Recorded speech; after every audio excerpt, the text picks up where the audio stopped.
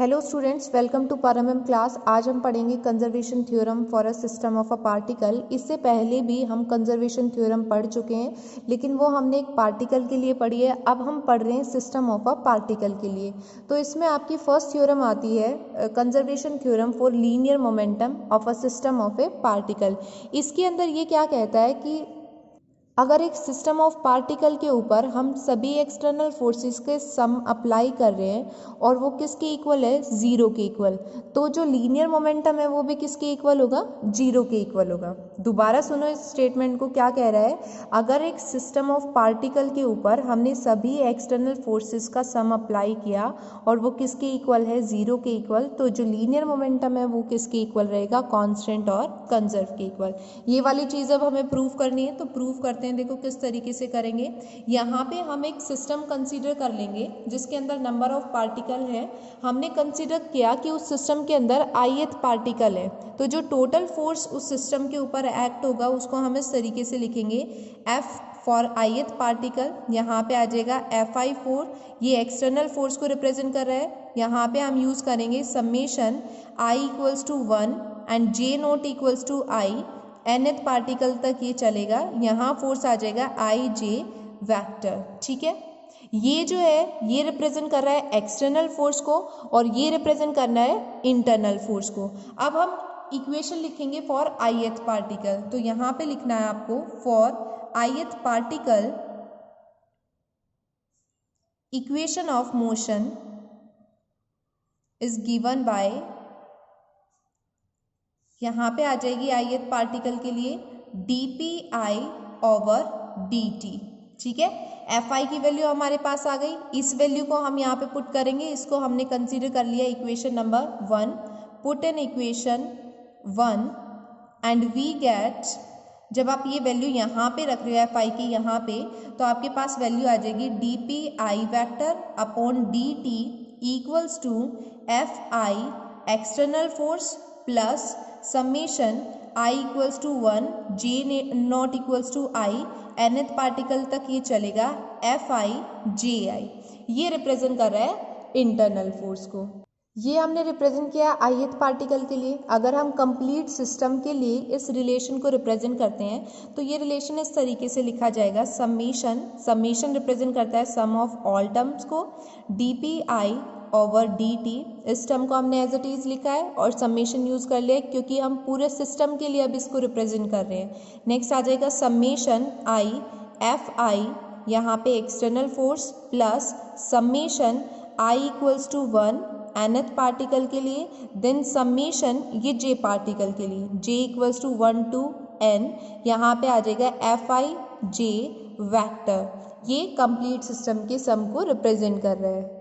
अब इसी इक्वेशन को आगे देखो हम कैसे लिखेंगे। यहाँ आ जाएगा समेशन I पार्टिकल के लिए dpi over dt equals to summation I fi external force plus summation I j and j not equals to I, nth particle तक ये चलेगा fi j।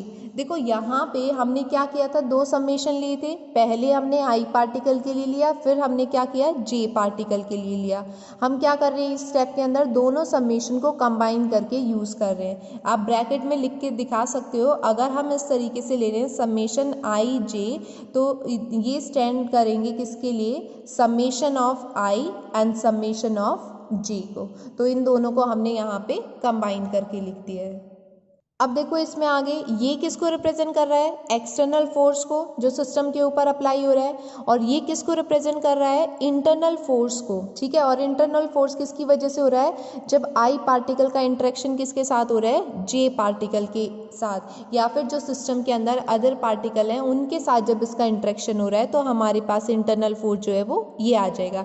अब हम यहाँ पे यूज करेंगे Newton's third law. Newton's third law के अंदर क्या कहा है, इक्वल एंड अपोजिट रिएक्शन होता है। तो मैथमेटिकली जब आप इस चीज को लिखोगे तो इस तरीके से आ जाएगा, Fij vector equals to minus Fj I vector. अगर हम इन दोनों का सम लिखते हैं, इसको इस तरीके से लिखते हैं, Fij vector plus Fji vector, तो ये किसके इक्वल आ जाएगा, जीरो के इक्वल। तो इसका मतलब समेशन Ij F Fij का जो इंट्रैक्शन है फोर्स का वो किसके इक्वल आएगा, 0 के इक्वल।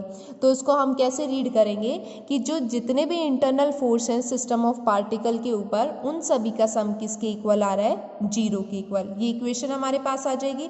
अब इस वैल्यू को हम सेकेंड इक्वेशन के अंदर पुट कर देंगे, put in equation 2 and we get, इसको हमें इस तरीके से लिखना है, जब आप ये वैल्यू यहाँ पुट कर रहे हो तो जो एक्सटर्नल फोर्स है वो किसके इक्वल आ जाएगा, dpi ओवर dt के इक्वल।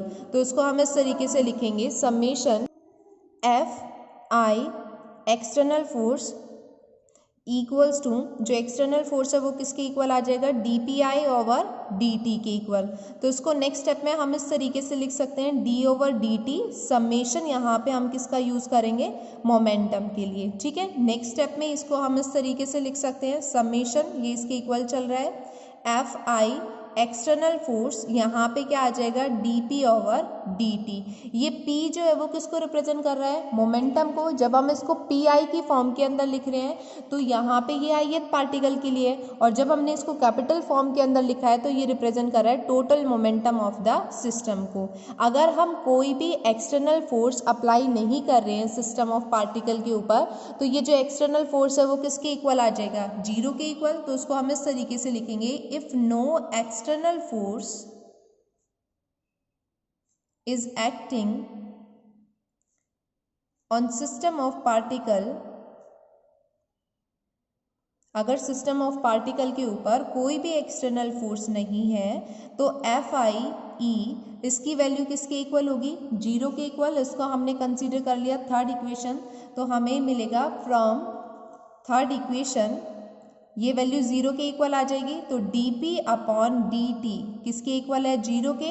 ये 0 के इक्वल है तो इसका मतलब जो मोमेंटम है वो किसके इक्वल आएगा, कांस्टेंट के। और इस थ्योरम के अंदर हमें क्या कंजर्व प्रूव करना था, linear momentum for the system of particle. और यहाँ पे जो मोमेंटम है वो हमारे पास क्या है, कंजर्व फॉर्म के अंदर। तो ये प्रूव करता है conservation of linear momentum for system of particle, hence proof. इसको आप अलग से इस तरीके से हाईलाइट कर सकते हैं। अगर आपको कोई प्रॉब्लम है, कोई डाउट है, कुछ नहीं समझ आया तो आप कमेंट बॉक्स में लिख सकते हैं। Thank you for watching my video.